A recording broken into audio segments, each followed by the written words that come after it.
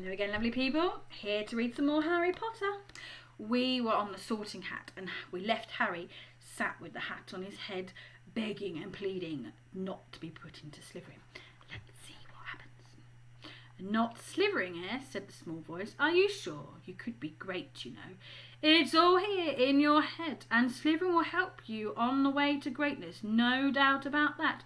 No? Well, if you're sure, better be Gryffindor! Harry heard the hat shout the last word to the whole hall. He took off the hat and walked shakily towards the Gryffindor table.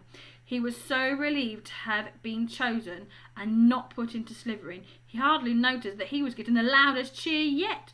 Percy the prefect got up and shook his hand vigorously, while the Weasley twins yelled, "We got Potter! We got Potter!" Harry sat down opposite the ghost in the ruff he'd seen earlier. The ghost patted his arm, giving Harry a sudden horrible feeling he'd just plunged it into a bucket of ice-cold water. He could see the high table properly now. At the end nearest him sat Hagrid, who caught his eye and gave him a thumbs up. Harry grinned back, and there, in the centre of the high table, in the large, cold, gold chair, sat Albus Dumbledore. Harry recognised him at once from the card he'd got out of the chocolate frogs on the train. Dumbledore's hair, silver hair, was the only thing in the whole hall that shone as brightly as the ghost's. Harry spotted Professor Quirrell too, the nervous young man from the Leaky Cauldron. He was looking very peculiar in a large purple turban. And now there were only 3 people left to be sorted. Turpin! Lisa became a Ravenclaw, and then it was Ron's turn. He was pale green by now. Harry crossed his fingers under the table, and a second later the hat had shouted, "Gryffindor!" Harry clapped loudly with the rest as Ron collapsed into the chair next to him. "Well done, Ron. Excellent," said Percy Weasley pompously across Harry as Zabini Blaze was made a Slytherin. Professor McGonagall rolled up her scroll and took the Sorting Hat away. Harry looked down at the empty gold plate. He had only just realised how hungry he was. The pumpkin pasties seemed ages ago. Albus Dumbledore had got to his feet. He was beaming at the students, his arms opened wide, as if nothing could have pleased him more than to see them all there. "Welcome," he said. "Welcome to a new year at Hogwarts. Before we begin our banquet, I would like to say a few words. And here they are. Nitwit Blubber Oddment Tweak. Thank you." He sat down again. Everybody clapped and cheered. Harry didn't know whether to laugh or not. "Is he a bit mad?" he asked Percy uncertainly. "Mad?" said Percy airily. "He's a genius. Best wizard in the world. But he is a bit mad, yes. Potatoes, Harry?" Harry's mouth fell open. The dishes in front of him were now piled with food. He had never seen so many things he liked to eat on one table. Roast beef, roast chicken, pork chops and lamb chops, sausages, bacon and steak, boiled potatoes, roast potatoes, chips, Yorkshire puddings, peas, carrots, gravy, ketchup, and for some strange reason, mint humbugs. The Dursleys had never exactly starved Harry, but he'd never been allowed to eat as much as he liked. Dudley had always taken anything that Harry really wanted, even if it made him sick. Harry piled his plate with a bit of everything except the humbugs, and began to eat. It was all delicious. "That does look good," said the ghost in the ruff sadly, watching Harry cut up his steak. "Can't you? I haven't eaten for nearly 400 years, said the ghost. "I don't need to, mind, but one does miss it. I don't think I've introduced myself. Sir Nicholas de Mimsy Porpington, at your service, resident ghost of Gryffindor Tower." "I know who you are," said Ron suddenly. "My brother's told me about you. You're nearly Headless Nick." "I would prefer you call me Sir Nicholas de Mimsy," the ghost began stiffly, but sandy-haired Seamus Finnegan interrupted. "Nearly headless? How can you be nearly headless?" Sir Nicholas looked extremely miffed, as if their little chat wasn't going at all the way he wanted. "Like this," he said irritably, and he seized the left ear and pulled. His whole head swung off his neck and fell onto his shoulder as if it was on a hinge. Someone had obviously tried to behead him, but not done it properly. Looking pleased at the stunned looks on their faces, Nearly Headless Nick flicked his head back onto his neck, coughed, and said, "So, new Gryffindors, I hope you're going to help us win the house championship this year. Gryffindor have never gone so long without winning. Slytherin have got the cup 6 years in a row. Bloody Baron's becoming most unbearable. He's the Slytherin ghost." Harry looked over at the Slytherin table and saw a horrible ghost sitting there, with blank, staring eyes and a gaunt face and robes stained with silver blood. He was right next to Malfoy, who, Harry was pleased to see, didn't look too pleased to be with the seating arrangements. "How did he get covered in blood?" asked Seamus with great interest. "I never asked," said Nearly Headless Nick delicately. When everyone had eaten as much as they could, the remains of the food faded from the plates, leaving them sparkling clean as before. A moment later, the puddings appeared. Blocks of ice cream of every flavour you could think of. Apple pies, treacle tarts, chocolate eclairs, jam donuts, trifles, strawberries, jelly, rice pudding. As Harry helped himself to a treacle tart, the talk turned to their families. "I'm half and half," said Seamus. "Me dad's a muggle, me mam's a witch." Mam didn't tell him she was a witch till after they were married. Bit of a nasty shock for him. The others laughed. "What about you, Neville?" said Ron. "Well, my gran brought me up, and she's a witch," said Neville. "But the family thought I was all muggle for ages. My great-uncle Algie kept trying to catch me off my guard and force some magic out of me. He pushed me off the end of Blackpool Pier once. I nearly drowned.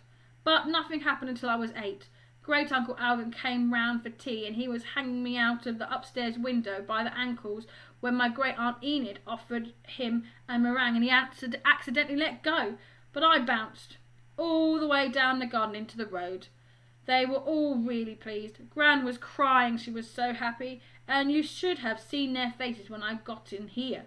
They thought I might not be magic enough to come, you see. Great-uncle Algie was so pleased he bought me my new toad." On Harry's other side, Percy Weasley and Hermione were talking about lessons. "I do hope they start straight away. There's so much to learn. I'm particularly interested in transfiguration. You know, turning something into something else, of course. It's supposed to be very difficult. You'll be starting small, just matches into needles and that sort of thing." Harry, who was starting to feel warm and sleepy, looked up at the high table again.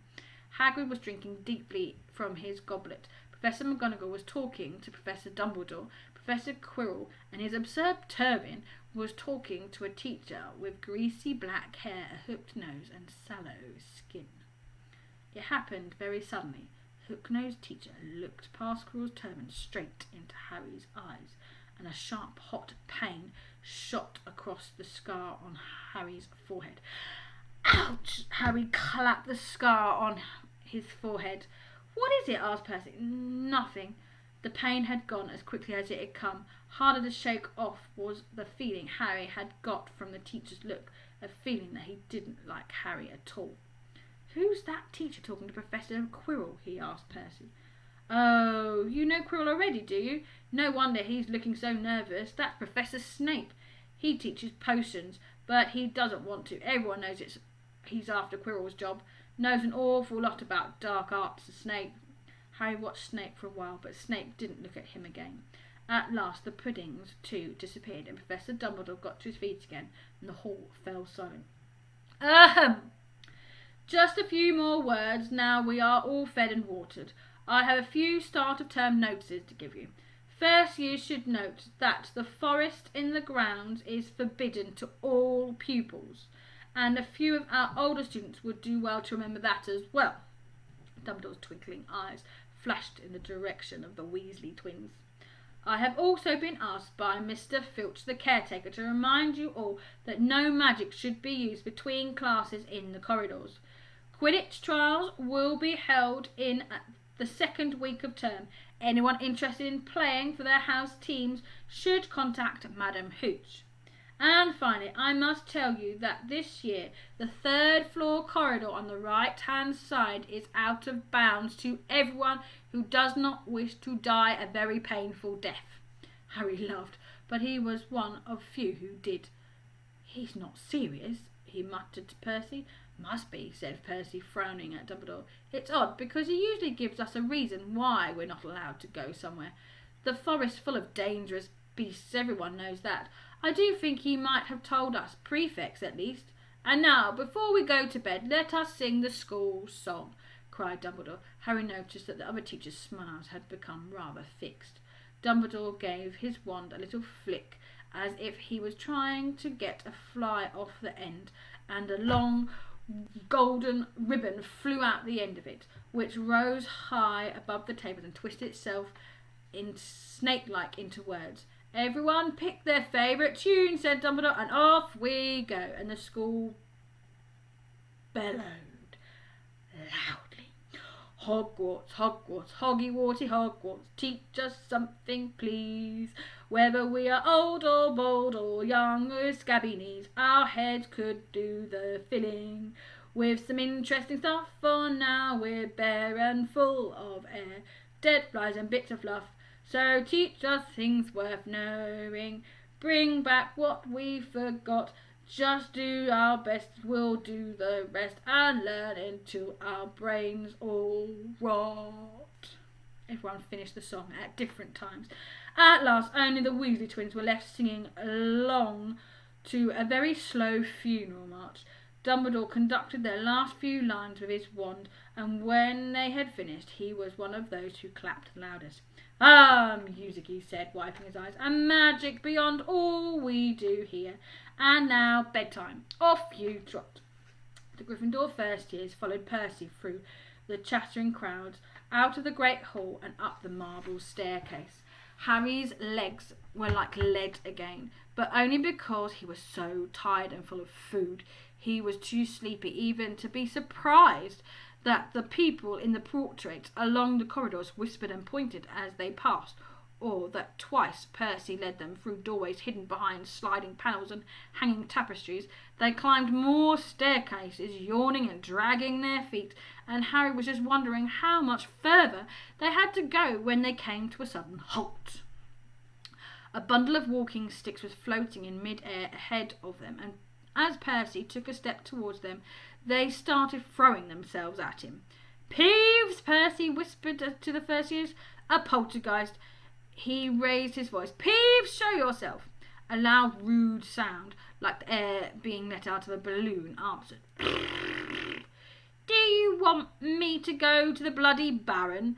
There was a pop, and a little man with wicked dark eyes and a wide mouth appeared floating cross-legged in the air, clutching the walking sticks. "Oh," he said in an evil cackle, "ickle firsties, what fun!" He swooped suddenly at them. They all ducked. "Go away, Peeves, or the Baron'll hear of this. I mean it," barked Percy. Peeves stuck out his tongue and vanished, dropping the walking sticks on Neville's head. They heard him zooming away, rattling coats of armour as he passed. "You want to watch out for Peeves," said Percy as they set off again. "The bloody Baron's the only one who can control him. He won't even listen to us prefects. Here we are." At the end of the corridor hung a portrait of a very fat woman in a pink silk dress. "Password," she said. Caput Draconis. Caput Draconis," said Percy, and the portrait swung forward to reveal a round hole in the wall. They all scrambled through it. Neville needed a leg up, and found themselves in the Gryffindor common room, a cosy room full of squashy armchairs. Percy directed the girls through one door to their dormitory, and the boys through another. At the top of the spiral staircase, they were obviously in one of the towers. They found their beds at last. 5 four-posters hung with deep red velvet curtains. Their trunks had already been brought up. Too tired to talk much, they pulled on their pyjamas and fell into bed. "Great food, isn't it?" Ron muttered to Harry through the hangings. "Get off, Scabbers, he's chewing my sheets." Harry was going to ask Ron if he'd had any of the treacle tart, but he fell asleep almost at once. Perhaps Harry had eaten a bit too much, because he had a very strange dream. He was wearing Professor Quirrell's turban, which kept talking to him, telling him he must transfer to Slytherin at once, because it was his destiny. Harry told the turban he didn't want to be in Slytherin. It got heavier and heavier. He tried to pull it off, but it tightened painfully, and there was Malfoy laughing at him as he struggled with it. Then Malfoy turned into a hook-nosed teacher, Snape, whose laugh became high and cold.